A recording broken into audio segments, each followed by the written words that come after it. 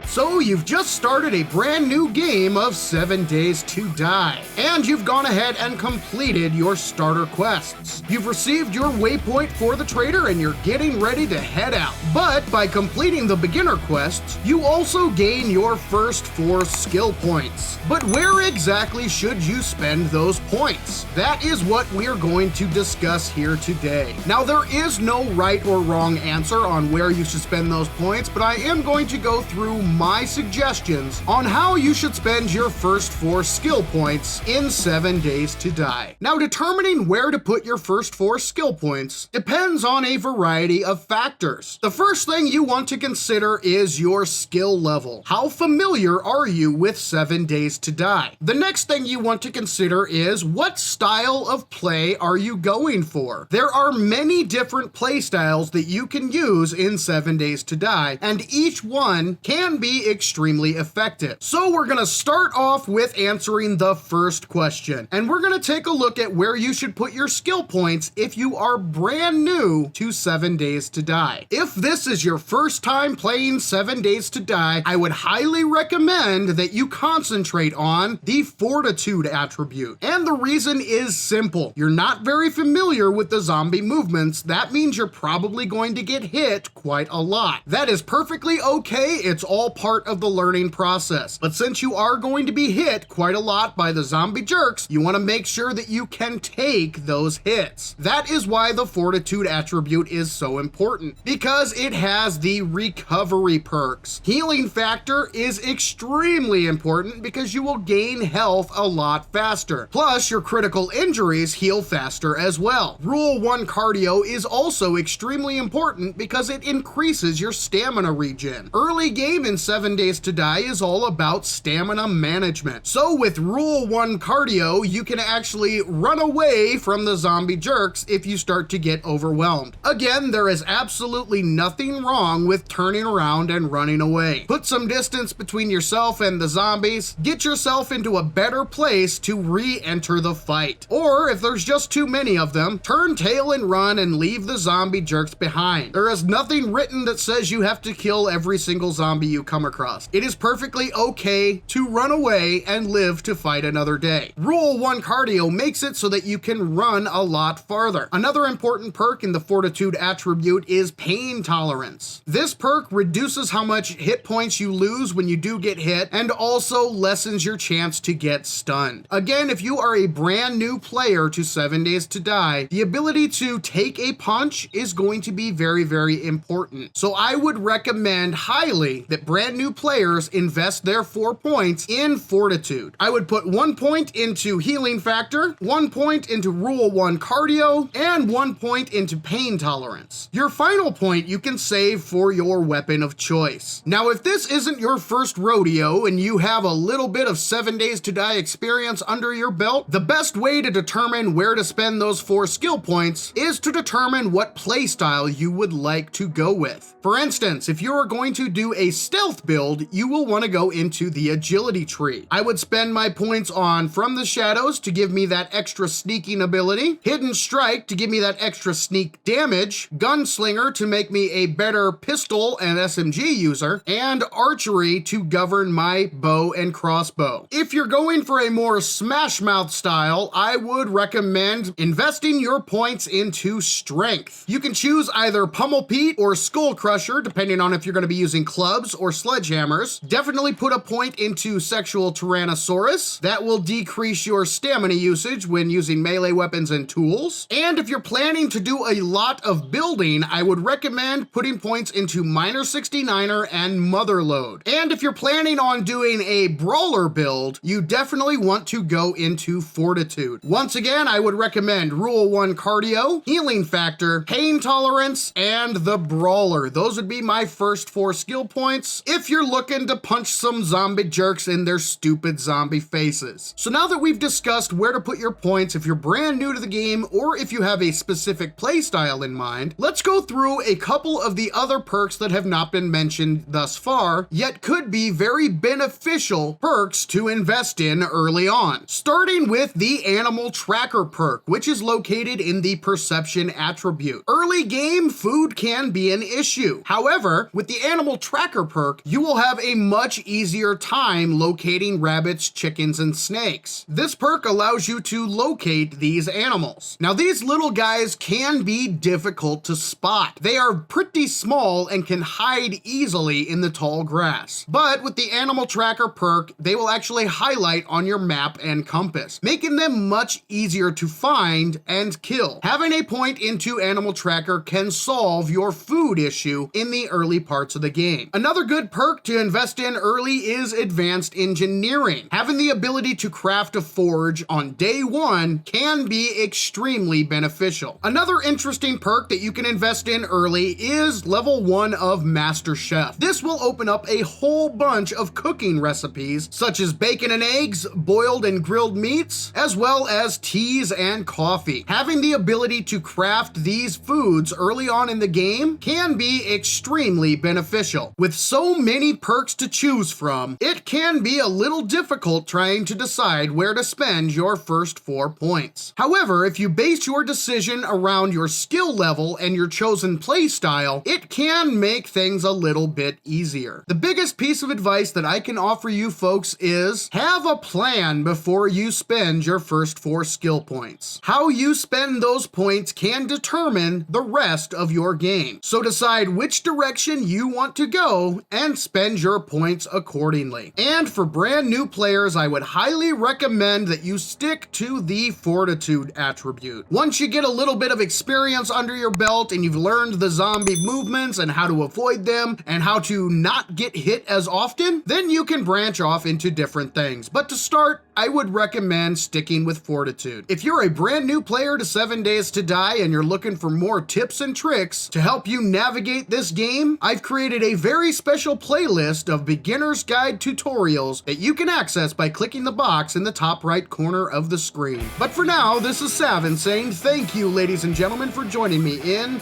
Saven's World.